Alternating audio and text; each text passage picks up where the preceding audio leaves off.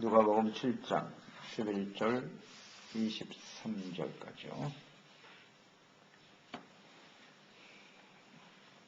누가복음 7장 11절에서 23절 같이 읽습니다.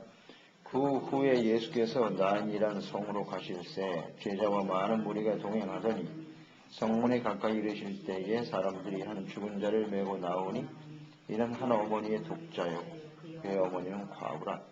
그 성에 많은 사람도 그와 함께 나오거늘 주께서 과부를 보시고 불쌍히 여기사 울지 말라 하시고 가까이 가서 관에 손을 대시니 맨 자들이 서는지라. 예수께서 이르시되 청년아 내가 네게 말하노니 일어나라 하시매 죽었던 자가 일어나 앉고 말도 하고는 예수께서 그를 어머니에게 주시니 모든 사람이 두려워하며 하나님께 영광을 돌려 이르되 큰 선지자가 우리 가운데 일어나셨다고 또 하나님께서 자기 백성을 돌보셨다 하더라. 예수께 대한 이 소문이 온 유대와 사방에 두루 퍼지니라.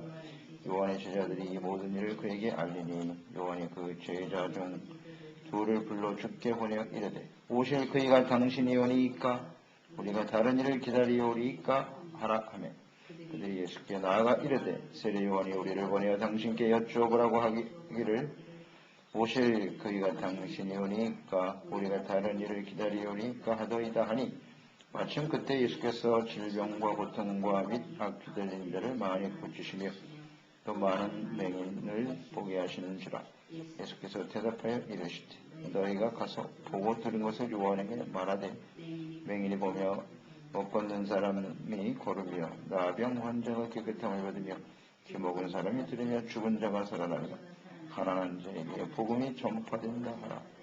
누구든지 나로 말미암아 실족하지 아니하는 자는 복이 있도다 하시니라. 아멘. 그리스도를 깨닫지 못하는 사람들.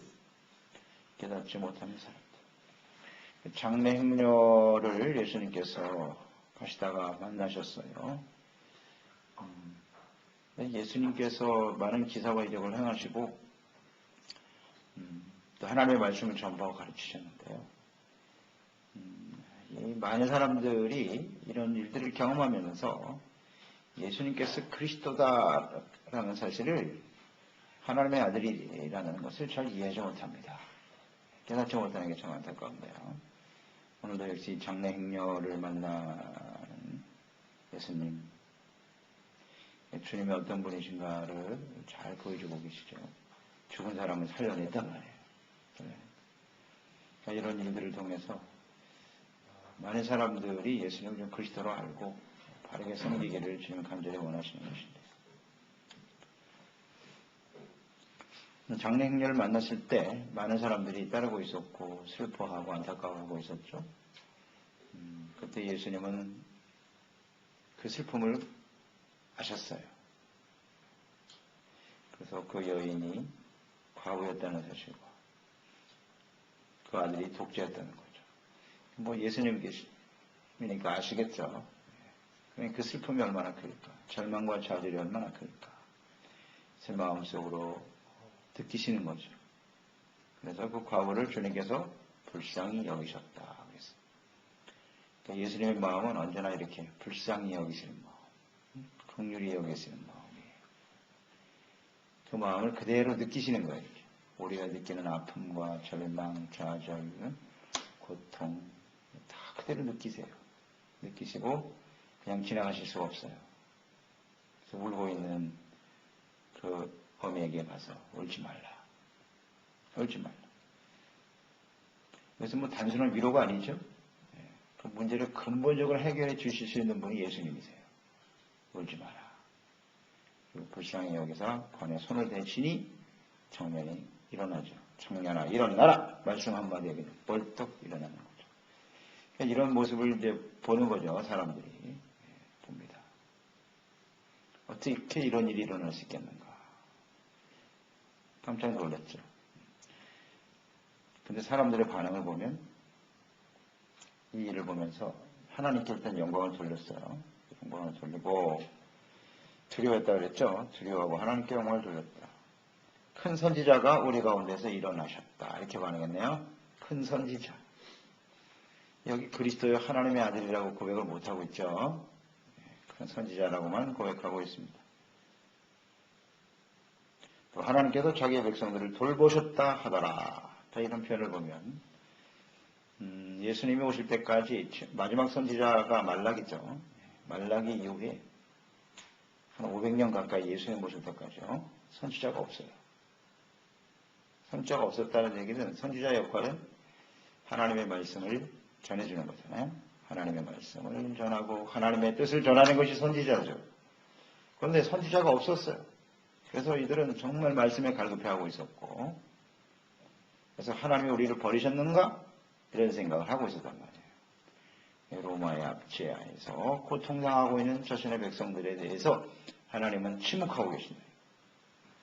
하나님은 언제나 선지자들을 보내서 말씀하시고 백성들에게 위로와 소망을 주시곤 했는데, 그런 선지자들의 메시지는 언제나 회개하라가 먼저죠. 선지자들은 분명 회개하라고 하셨고, 그 다음에 돌이킬 때 하나님께서 구원의 은총을 베풀어 주시겠다라는 소망을 주셨던 거죠. 그런 게 전혀 없었어요. 그러다가 이제 예수님이 오셔서 병든 사람 고쳐주죠. 죽은 사람 살려내지. 또 은혜로운 말씀을 선포해 주시지. 예수님에 대해서 예수님이 그리스도요 라는 고백이보다는 선지자다. 물론 그게 틀린 말은 아니에요. 예수님은 곧 기름 부음 받은 자로서 하나님의 말씀을 전해주는 선지자임은 틀림없는데, 선지자적 사명을 갖고 계시지만, 그러나 예수님은 선지자 정도가 아니라 하나님의 아들이신데 말이죠. 이것을 전혀 이해하지 못하고 있죠. 깨닫지 못합니다. 이 기적의 내용을 보면 바로 그 직전에 예수님께서 이제 백부장의 종을 고치는 내용이 나오잖아요. 그것도 이제 기적이 일어났는데, 그거하고 약간 차이가 있는 것은, 이것은 백부장은 믿음이 있었어요. 이방인임에도 불구하고 예수님께서 말씀만 하셔서 고침을 받겠다라고 하는 엄청난 믿음을 가졌어요. 기이하다고 할 정도로 예수님께서 아주 겸손한 사람이었고, 또 예수님께 간구하는 그런 간절한 마음도 있었고, 그래서 그 믿음을 보신 거죠. 예수님께서 믿음을 보시고 굉장히 놀라셨고, 내 믿음대로 될지어다. 그래서 고침을 받았다고요. 그런데 여기 나인성에 있는 이 과부는 좀 다르죠. 뭐 이렇게 믿음이 있었던 것도 아니고, 이제 그 죽은 아들을 위해서 뭐 예수님께 가서 구해다든지 전혀 이런 게 없어요. 그냥 가다가 예수님께서 그냥 긍휼히 여기신 거예요. 불쌍히 여기시고 하나님의 은혜로 기적을 체험하는 거죠. 이게 약간 차이가 있죠. 이 예수님 앞에 우리가 이렇게 구원받는 거, 간절한 마음을 가지고 주님께 나가는 사람도 있지만, 이렇게 주님께서 찾아오시는 거잖아요. 찾아오셔서 우리를 만나주시고 전혀 알지 못하는 우리들에게 자비와 긍휼을 베풀어 주셔서 사망에서 생명으로 옮겨주시는 이런 주님이신 우리가 볼 수가 있죠. 우리는 어떤 부류에 속하는 사람인가 생각해보면, 하나님의 은혜로 불쌍히 여기심으로 우리가 구원받았다. 이런 경우가 아마 대부분일 거예요. 우리가 다 그리스도를 알지 못하지 않습니까? 잘 모르는 상태에서 이렇게 하나님 앞에 은혜로 구원받았고, 그 이후에는 백부장과 같은 믿음의 사람으로 발전돼야지. 그렇게 성장해 가야 돼. 예수님께 대해서 분명히 알고. 이 백부장은 이방인이면서도 예수님께서 말씀 안 하셔도 병이 나을 정도로 예수님은 대단한 분이라는 걸 시인했잖아요. 하나님의 아들이시다. 확실히는 모르지만 그런 하나님의 절대 권위를 가지신 분이라는 사실을 인식하고 있었다는 거죠. 이런 게 좀 차이점이 있는데, 우리가 하나님 앞에 은혜로 구원받았다. 긍휼과 자비 때문에 우리가 은혜를 받은 생명을 얻은 사람들이기 때문에 항상 우리는 감사하고 또 기쁨으로 주님을 섬겨야 되는 것이 마땅하고요. 더욱 신실한 믿음의 사람들로 성장해가는 것이 맞습니다. 여기서 예수님의 것을 보면 말씀의 권능을 보여주시죠. 예수님께서 말씀으로 병든 사람, 죽은 사람도 살려내신다. 역시 예수님의 말씀의 권능입니다. 그분이 곧 하나님이라는 사실을 알 수가 있죠. 말씀으로 사망에서 생명으로 옮기시는 예수님. 예수님은 죽은 자를 살리기 위해서 우리에게 생명을 주시기 위해서 오신 분이라는 것을 확실히 보여주신 것이고, 그 다음에 이제 여러 명의 죽은 자를 살려내셨는데 예수님은 부활이시다. 그래서 확실하게 보여주시는 거죠. 이것을 보면서 제자들 역시도 잘 깨닫지 못하고 있는 거예요. 나사로도 살아나고 회당장 야이로의 딸도 살아나고, 이렇게 직접 여러 번 목격을 했잖아요. 그런데 예수님이 다시 살아나실 것을 말씀하셨을 때는 전혀 믿음이 없어.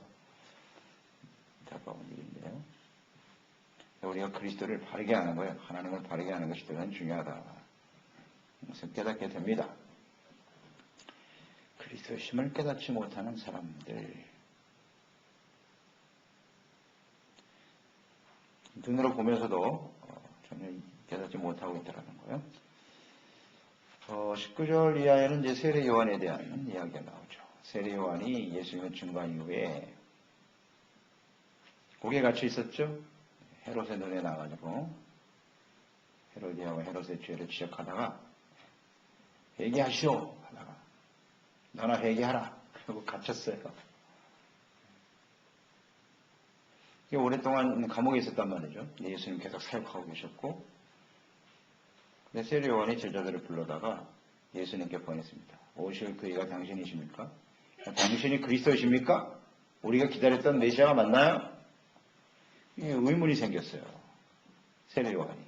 세례 요한과 같이 하나님께 온전히 헌신된 종도 말이죠. 예수님에 대해서 이렇게 의문을 갖게 되었다. 왜 이런 생각을 하게 됐을까요? 세례 요한이. 예수님이 그리스도라고 증거한 사람 아니에요. 그것을 위해서 오랫동안 준비했던 사람이고, 예수님을 증거한 이분이 바로 세상 죄를 지고 갈 하나님의 어린 양이요 하나님 보내신 그리스도라는 사실을 증거했던 세례 요한이 흔들렸다. 흔들렸던 이유가 무엇일까? 세례 요한은 이런 생각을 했을 것 같아요. 자신은 회개 세례를 전파했잖아요. 예수님은 자신보다 훨씬 더 능력이신 하나님의 아들이다. 하나님의 공의 쪽에 굉장히 생각을 많이 했던 것 같아요. 예수님은 공의로우신 분이, 하나님은 공의로우신 분이기 때문에 자기를 감옥에 집어넣은 헤롯, 분명히 잘못했잖아요. 세상 권세를 가지고 가난하고 힘없는 사람을 압제하는 이런 악한 자들을 일시에 쓸어버릴 것이다. 그런 생각을 했던 것 같아요. 그런데 자기가 감옥 속에 오랫동안 있는데 죄가 있어 감옥에 들어간 것도 아니잖아요. 하나님의 아들이시면 우리가 이렇게 어려움 당하는 걸 아실 텐데 내가. 또 더 나아가서는 그 악한 권력 밑에서 고통하고 신음하고 있는 이 하나님의 백성들을 건져내셔야 될 거 아니냐. 그 악한 권력자들을 몰아내고 이스라엘을 해방시켜 주시고, 이게 진짜 그리스도가 아니겠는가? 이런 생각을 한 거예요. 이것은 지극히 성경적이라고 생각했겠죠. 그래서 이사야서 61장 1절에 보면 하나님의 영이 임하신 기름 부음 받은 그리스도가 해야 될 일이 뭐냐? 가난한 자에게 아름다운 소식을 전하게 하려 함이라 말씀하셨고, 나를 보내서 마음이 상한 자를 고치고 포로된 자에게 자유를, 갇힌 자에게 노임을 선포하며, 이 그리스도가 하실 일이라고 분명히 성경에 기록되어 있는데, 포로되고 갇힌 자 자신을 비롯해서 이렇게 어려움 당하는 사람들을 자유케 하셔야 되는 거 아닌가? 이런 생각을 했던 거죠. 예수님은 이미 누가복음 4장에서 이 말씀을 인용하셨죠. 회당에서 말씀을 읽으실 때 이사야서 61장 말씀을 펴서 읽으시면서 오늘 이 말씀이 너에게 임하였느니라. 분명히 그러셨단 말이에요. 그런데 왜 아직도 감옥 속에 있는 자신을 돌아보지 아니하시느냐? 이 백성들을 돌아보시지 않고 계속해서 병든 사람 고치고 또 말씀을 선포하시는 일만 계속하는 거예요. 관심도 없어. 자신에게는. 그러니까 이 마음에 의문이 생긴 거예요. 정말 그리스도 맞습니까? 세례 요한도 흔들리고 있네요. 그때 예수님께서 어떻게 말씀하셨느냐? 22절이에요. 예수님의 대답을 보세요. 너희가 보고 들은 바를 가서 그대로 전해라. 뭘 봤습니까? 병든 사람들이 치료받았어요. 죽은 자가 살아납니다. 가난한 자에게 복음이 전파되고 귀신이 떠나고 그것을 가서 그대로 전하라 그랬어요. 자, 이사야서 61장에 나와 있는 갇힌 자, 포로된 자를 자유케 하시는 것도 메시아의 사역이지만 병든 자 고치고 눈먼 자가 다시 보는 이런 일도 역시 메시아가 할 일이라고 이사야서 말씀에 잘 기록되어 있어요. 하나님의 말씀 좀 잘 보라는 겁니다. 예수님께서 하시는 이 모든 일들을 보면 사람이 할 수 있는 일이 아니잖아요. 예수님이 하나님의 보내신 자요 그리스도라는 사실을 잘 좀 생각해봐라. 묵상해 보면 알게 될 것이다. 그것을 말씀하신 거죠. 제자들조차도 이것을 잘 이해하지 못했잖아요. 제자들도 아버지를 보여달라고 뭐라고. 정말 예수님이 그리스도 맞습니까? 제자들도 그런 의미로 가졌잖아요. 그럴 때 예수님께서 그게 처음 믿어지지 않으면 내가 한 일을 보고 믿어라. 잘 봐라. 내가 지금까지 한 일이 어떤 일인가. 이게 사람이 할 수 있는 일이냐? 그런 것이거든요. 그러니까 예수님께서 행하시는 일들은 하나님의 말씀을 성취하시는 일이에요. 사람으로서는 할 수 없는. 죽은 자도 살려냈지만 이분이 하나님의 아들 그리스도라는 사실을 고백하지 못하는 사람들. 세례 요한조차도 하시는 그 모든 일을 보고 들으면서도 그리스도라고 하는 확신을 갖지 못하고 있다. 이게 당시의 사람들의 모습이에요. 우리도 마찬가지거든요. 우리가 그리스도를 알고 하나님의 아들을 안다는 것. 이것은 나인성 과부처럼 하나님의 은혜와 기적으로 된 일이에요. 하나님 우리를 불쌍히 여기시고 놀라운 기적을 베풀어 주신 거라고요. 우리가 죽어도 살아난 사람들이라고. 그런데도 불구하고 예수님이 그리스도의 하나님의 아들이라는 사실에 대해서 자꾸 흔들려요. 잘 믿지를 못하는 것 같아. 이게 문제죠. 그러니까 그리스도를 안다는 것, 예수님이 그리스도의 살아계신 하나님의 아들이라는 것을 아는 것은 매우 중요한 일이에요. 중요한 일입니다. 이 온전한 믿음을 가지고 주님을 따르는 것이 필요하다. 그래서 예수님께서 그런 표현을 하셨죠. 마지막 절에 누구든지 나로 말미암아 실족하지 아니하는 자는 복이 있도다. 나로 말미암아 실족하지 아니하는 자. 실족하지 말라는 겁니다. 자꾸 마음에 의심하고 예수님이 그리스도라는 사실을 깨닫지 못하고 흔들린다.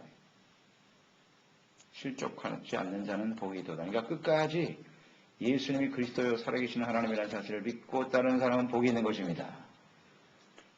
나중에 마태복음 16장에 예수님께서 제자들에게 질문하셨잖아요. 세상 사람들이 나를 뭐라고 하느냐? 너희는 나를 누구라고 하느냐? 이게 선지자예요. 세례 요한이라고 합니다. 너희는 나를 누구라고 하는데 어떻게 알고 있니? 그리스도요 살아계신 하나님의 아들이다. 라는 고백. 대단히 그게 복이 있다고 그랬어요. 바요나 시몬아 내가 복이 있도다. 그런 고백을 할 수 있다고 하는 건 복된 일이야. 그러나 마지막까지 끝까지 그것을 믿고 따르기를 바랍니다. 실족하지 않는 거죠. 제자들도 다 실족했어요. 넘어졌어요. 우리도 실족하죠.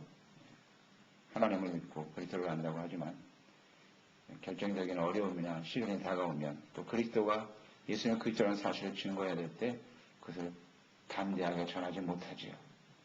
두려워, 걱정, 염려하고 실족하지 않는 데는 복이 있도다. 실족하게 되는 원인을 잘 생각해 보세요. 왜 실족했어요? 자신이 생각하는 그리스도와 하나님 이게 문제예요. 하나님의 말씀을 중심으로 해서 하시는 그 모든 일을 통해서 볼 때 예수님 말씀을 성취하신 분이고 말씀대로 이 땅에 오신 그리스도라는 사실을 믿어야 되는데 그러니까 말씀대로 믿는 게 아니라 자기 자신이 생각하는 대로 믿으려고 이게 바로 함정이에요. 우리는 이걸 항상 조심해야겠어요. 내가 생각하는 그리스도, 내가 생각하는 하나님은 이런 모습이어야 한다는 거죠. 아마 대부분 많은 그리스도인들이 여기서 흔들리는 거예요. 대부분이라고 그렇다고 봐야 돼요. 자기가 어떤 문제를 위해서 기도할 때도 하나님 제가 생각할 땐 이런 모습으로 이루어져야 됩니다. 라고 생각하고 기도한다. 근데 자신이 생각하는 모습으로 이루어지지 않거든요. 일이. 그러면 거기서 실족하게 되는 거예요. 그렇습니까? 안 그렇습니까? 그런 경우가 많죠. 하나님을 믿고 그리스도를 믿고 기도한다고 하면서 왜 기도하는데 시험 들어? 왜 주님을 섬기다가 넘어져? 다 대부분 자기 중심이에요. 이걸 버려야 돼요. 세례 요한의 한계도 거기까지였다. 이거. 흔들리잖아요. 내가 생각할 때 그리스도는 이래야 되는데 이렇게 생각합니다. 그래서 언제든지 우리는 자기를 버리고 하나님의 말씀대로 예수님이 그리스도요 살아계신 하나님이라는 사실을 내가 어떤 상황에 있든지 상관하지 말고 계속 옥에 갇혀 있다가 보니까 이런 생각을 하게 됐을지도 몰라요. 우리는 그 심정적으로 이해가 갑니다. 세례요한. 뭐 잘못한 것도 아닌데 그리스도를 증거하고 밖에 없는데 이 옥에 억울하게 갇혀 있는 거잖아요. 그러면 억울한 사정을 돌봐주셔야지 이런 생각을 하겠죠. 내가 이렇게 또 오랫동안 시련과 어려움을 당하고 있는데 왜 예수님은 나에 대해서 전혀 침묵하고 계시는 분? 돌아보지도 않으시네? 여기서 우리는 많이 흔들리죠. 그래서 시험 드는 경우가 많잖아요. 우리는 예수님의 그리스도요 살아계신 하나님이라는 것을 끝까지 믿고 의심 없이 믿고 따르는 사람들이 되어야 하겠습니다. 그런데 중요한 것은 이렇게 그리스도를 알고 끝까지 믿음으로 주님을 따른다고 하는 것이 하나님의 은혜라는 사실을 아십니까? 은혜로 되는 거예요. 하나님의 불쌍히 여기시고 은혜를 주셔야 이렇게 실족하지 않고 주님을 따르게 되는 것입니다. 그게 은혜예요. 그래서 그 은혜를 사모해야 돼요. 하나님께. 주여, 우리는 세례요한도 이렇게 흔들리는데 우리도 수없이 흔들립니다. 하나님. 그러니 하나님 우리를 불쌍히 여겨주시고 온전한 믿음으로 끝까지 실족하지 않고 주님을 따르게 도와주시옵소서. 예수님이 다시 오실 텐데요. 주님 오실 때 실족하지 않는 자가 복이 있는 겁니다. 오실 때까지 수많은 일들이 벌어지겠죠. 우리에게. 유혹으로 찾아오기도 하고 엄청난 핍박으로 찾아올 것이 올 수도 있고 그때 실족하지 않는 예수님의 그리스도요 나의 생명의 구주다. 죽은 자를 말씀 한마디로 살려내셨잖아요. 그분이 바로 하나님의 아들 예수님이세요. 우리가 비록 이 땅에 어떤 시련과 어려움을 당하여 죽음을 맞이한다 할지라도 우리는 주님 앞에 다시 살아나서 영광스러운 모습으로 주님을 보게 되리라. 확실하게 믿는 거죠. 죽음이 두렵습니까? 우리가 어떤 상황이 나와도 절대 그건 두려움의 대상이 될 수 없어요. 실족하는 일이 될 수 없어요. 또한 믿음으로 승리하는 저희들이 되었으면 좋겠습니다. 기도하겠습니다. 하나님 아버지, 예수님이 어떤 분이신가요? 오늘 복음서를 우리가 대할 때마다 그분이 하나님의 아들이요 그리스도라는 사실을 하나님의 말씀, 구약성경에 예언된 말씀들이 예수님을 통해서 정확하게 성취되고 있다는 사실을 우리는 보게 됩니다. 확신하게 됩니다. 예수님을 증거했던 세례 요한조차도 그리스도에 대한 믿음이 흔들리고 있네요. 예수님께서 실족하지 않는 예수 그리스도로 말미암아 실족하지 않는 자가 복이 있다고 하셨습니다. 주여 우리가 인생을 마감하는 그 순간까지 실족하지 않게 도와주시고 예수님이 그리스도요 살아계신 하나님의 아들이시며 생명의 주인이 되심을 확신과 믿음을 가지고 주님을 따를 수 있게 도와주시옵소서. 예수님의 이름으로 기도드려옵나이다.